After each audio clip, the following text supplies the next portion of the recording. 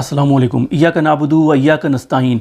America ने पाकिस्तान को इमरान खान से मुतालिक एक और धमकी लगाई है, जबकि सुप्रीम कोर्ट ने निकाह यानी ख़ानदानी सिस्टम के ऊपर पाकिस्तान में एक और हमला कर दिया है और पाकिस्तान का भीख मांगने का टारगेट इस साल पूरा नहीं हो सका।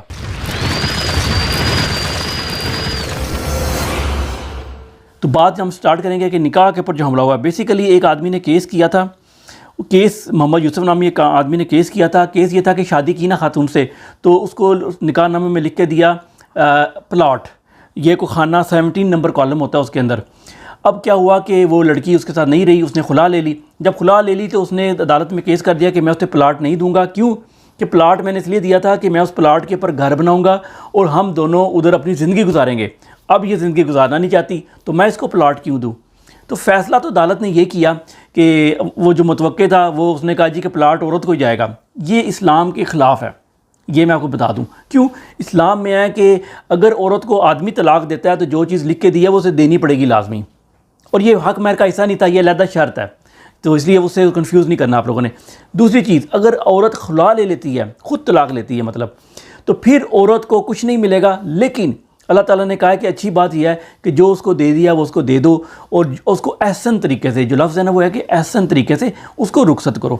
तो वो अगर नहीं देना चाह रहा तो उसकी मर्ज़ी है, लेकिन आप उसको मजबूर नहीं कर सकते। लेकिन अदालत ने यहाँ भी टांग अड़ाई। क्यों? ताकि निकाह के ऊपर पाबंदी लगाई जाए, मतलब परेशानी क्रिएट की जाए। और ये उन्होंने फ़ैसला दिया कि औरत को हक़ होना चाहिए, उसके बाप और भाई को हक़ नहीं होना चाहिए। हालांकि इसमें उसके बाप और भाई का क्या कसूर है, उन्होंने तो प्लाट उसके लिए लिया, लेकिन नहीं, क्यों? औरत को उन्होंने बाप और भाई की जो है ना एक वली का जो कंसेप्ट है उसके ऊपर ये हमला है। कोई मौलवी नहीं बोलेगा, उनको समझ नहीं लगनी इस केस की। वैसे भी वो बोलते नहीं, वो तो पपेट लोग हैं सारे मौलवी पाकिस्तान में, ये तो आपको पता लग ही गया। जितना बड़ा मुफ्ती उतना बड़ा पपेट। अब ये इस्लाम के वली के निज़ाम के ऊपर हमला है। औरत को अब आदमी शर्तें रखनी शुरू कर दें, फिर क्या होगा? आदमी रख दें कि शर्त ये मेरी शर्त है, ये ऐसे से मेरे हुक्म मानेगी तो ये करेगी, नहीं तो नहीं मैं इसको करूँगा। फिर रखनी चाहिए। वक्त आ जाएगा लोग लड़ेंगे। जैसे यूरोप में क्या हो गया कि आप देखते हैं लोग शादी नहीं करते। क्यों नहीं करते? वो शादी के साथ स्ट्रिंग अटैच है, आपको जदाद देनी, बिजनेस चला जाता है, सब कुछ चला जाता है। लोग करते ही नहीं, कहते भाई हमें क्यों करने की ज़रूरत है। इसी तरह पाकिस्तान को ले जाया जा रहा है इस एजेंडे के तहत कि पाकिस्तान में लोग जो है ना वो हराम कारियों में लग जाएँ और निकाह किसे दूर हो जाए कि तोबा तोबा हम नहीं निकाह करते। ये इससे बचना होगा। ये ख़ानदानी निज़ाम के ऊपर हमला है, इस्लामी ख़ानदानी निज़ाम के ऊपर हमला है। और ख़ानदानी निज़ाम जिस मुल्क का टूट गया ना, उधर आपने औरत और मर्द को बाहर सड़क पे ले आए हैं और उससे हर तरीका गलत काम करा रहे हैं। उनको ग़ुलाम बनाने का ये एक फर्स्ट स्टेप है। किसी भी कौम के औरतों और मर्दों को अलहदा कर दो, उनमें दरार डाल दो और उनको ग़ुलाम बनाओ और दोनों से काम लो। जैसे ऋषि सुनक ने यूके के अंदर कहा है कि हम जो बीमार लोग हैं, जो हॉस्पिटलाइज हैं या मेंटली तौर पे बीमार हैं, काम नहीं कर सकते, उनसे भी काम लेंगे। तो उसके बारे में एक बंदे ने बड़ी ज़बरदस्त बात की कि ये जो ऋषि सुनक टाइप के जो कैपिटलिस्ट लोग होते हैं ना, इनके नज़र में जो इंसान होते हैं ना, उनकी सेहत की कोई अहमियत नहीं होती। यही पाकिस्तान के अंदर है। उनकी नज़र में आप एक प्रोडक्शन यूनिट है। प्रोडक्शन यूनिट मतलब कि आप काम करेंगे, डिलीवरी करेंगे, जो डिलीवरियाँ करेंगे उसके पैसे उनको जाएंगे। तो जितने लोग ज़्यादा उनके लिए ग़ुलाम बन के काम करेंगे उतनी उनका प्रॉफिट बढ़ेगा। तो इसलिए ये आप लोगों को ह्यूमन बींग के तौर पे नहीं देखते, ना पाकिस्तान में अदालतें, ना हुकूमत, ना इस मुल्क के अंदर। वो आपको एज आ प्रोडक्शन यूनिट देखती हैं। अगली इंपॉर्टेंट खबर है कि पाकिस्तान का जो भीख का टारगेट था ना, वो पूरा नहीं हो सका, तकरीबन आधा पूरा हुआ है। लेकिन उससे रिलेटेड एक खबर है, वो पहले और उसके बाद इसको उससे लिंक करना है मैंने। खबर ये आप देखें, ग्राफ देखें, स्टॉक एक्सचेंज पाकिस्तान की जो है ना, उसने पाकिस्तान की तारीख के रिकॉर्ड तोड़ दिए हैं। क्या हुआ है? सुबह 9 बजे जब स्टॉक एक्सचेंज खुली, 9 बजे से लेकर ये 11 बजे तक का ग्राफ है, 2 घंटे का ग्राफ है। और आप देखें 71,800 से वो ग्राफ जो है ना 72,400 पे चला गया। मतलब 1,000 पॉइंट जो है ना उसके तकरीबन बढ़ गए। और वो जी सरमायाकारों और क्यों, उसकी रीज़न क्या बताइए कि सरमायाकारों को ख्वाब आई है रात को, सब सरमायाकारों को, कि पाकिस्तान में इन्फ्लेशन यानी महंगाई कम होने वाली है। तो इस वजह से जो है ना उन्होंने पॉजिटिव ट्रेंड दिया और एक रिकॉर्ड बना दिया। 2 बातें गौर से सुन लें।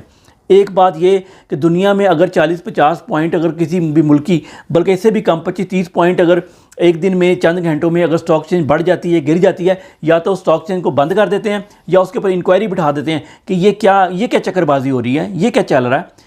ये हो नहीं सकता कि सब लोग एक साथ ही एक जैसा सोचना शुरू कर दें और स्टॉक एक्सचेंजों को चेंज कर दें। तो इसलिए पाकिस्तान में क्या है, खुशियाँ मनाई जाती हैं। अब ये स्टॉक एक्सचेंज गिरेगी और गिरनी शुरू हो गई, आप देखेंगे एंड में ये गिरनी शुरू भी हो गई है। लेकिन उस पर आने से पहले मैं बता दूं, एक तो स्टॉक एक्सचेंज का कारोबार जो है वो हलाल नहीं है, वो हराम है।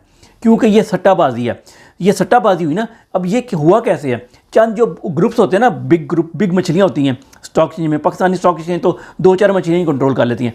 अब उन्होंने बैठ के फैसला किया कि हमने सारे जो है ना स्टॉक ख़रीदने शुरू करने हैं। अब खरीदते गए, उससे क्या हुआ, प्राइस बढ़ती गई। अब ख्वाब तो ये आया था कि इन्फ्लेशन कम होगी, लेकिन स्टॉक की तो प्राइसेस सबकी बढ़ गई, इन्फ्लेशन हो गई ना, इन्फ्लेशन हो गई। झूठ, ये तो गलत, अपने ही बात की नफ़ी कर दी उन्होंने। अब स्टॉक बढ़ते गए। अब ये स्टॉक जो है ना, ये जब बहुत ऊपर चले जाएंगे ना, फिर मेरे आप जैसे लोग जो दिन में अमीर होना चाहते हैं, जिनका ख्वाब है कि बस हमने पैसा ही कमाना, ज़िंदगी में इज़्ज़त नहीं कमानी, वो लोग जो है ना, वो अब इनसे वो कहेंगे यार एक स्टॉक ऊपर जा रही है, ख़रीदो।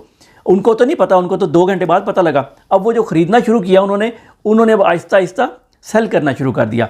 अब जब खबर आएगी ना कि जी सरमायाकारों के अरबों रुपए डूब गए अगले 1-2 दिन में, ठीक है ना, वो अरबों रुपए किसी के डूबे, स्टॉक एक्सचेंज में तो ख़रीदो फरोख्त होती है ना, किसी के डूबे तो किसी के बने ना। आपने कभी सोचा कि वो जो अरबों रुपए एक दिन में डूब जाते हैं लोगों के, वो जाते किसकी पॉकेट में हैं? ये सोचा आपने? वो किन बैंकों के अकाउंट में जाते हैं? कौन से बैंक हैं उसके पीछे और कौन से बड़े ग्रुप्स हैं? अब इसी से लिंक करेंगे हम कि पाकिस्तान का भीख का टारगेट पूरा नहीं हुआ। भीख का टारगेट पाकिस्तान का था 17.4 अरब डॉलर का पूरे साल का भीख का टारगेट था कि हमने दुनिया भर से मांगना है, जबकि उनके 9.8 बिलियन डॉलर, तकरीबन 60% कह लें, यानी 7 बिलियन डॉलर शॉर्ट हुआ है भीख का टारगेट।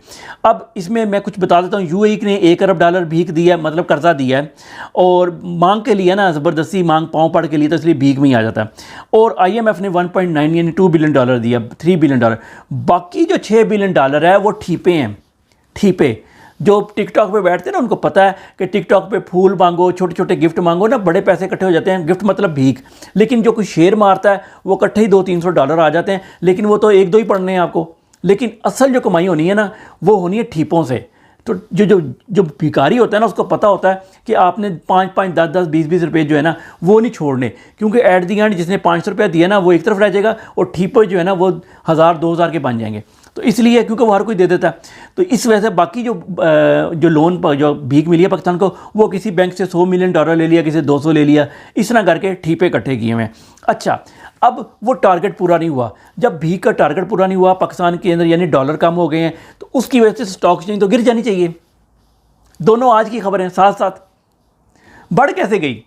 ठीक है, समझें इस बात को। ये जुआ है, लोग खेलते हैं ऊपर से बैठ के, और वो जो खेलने वाले होते हैं वो भी 3-4 बड़ी पार्टी जब मिलती है ना, फिर कुछ अर्सा पहले पाकिस्तान में लड़ाई हुई थी 2 ग्रुपों के दरमियान, तो स्टॉक एक्सचेंज को बड़ा नुकसान हुआ था। ये शायद नवाज शरीफ का दौर था, वो आपस में चूँकि एग्री नहीं हो रहे थे, तो एक ने दूसरे को गिराने के लिए वो पाकिस्तान की स्टॉक एक्सचेंज थी ना, वो बढ़ गई थी, क्योंकि यही जुआ खाना, तो हराम का माल है, हराम में ही जाना है। आखिरी खबर, अमेरिका की पाकिस्तान को धमकी।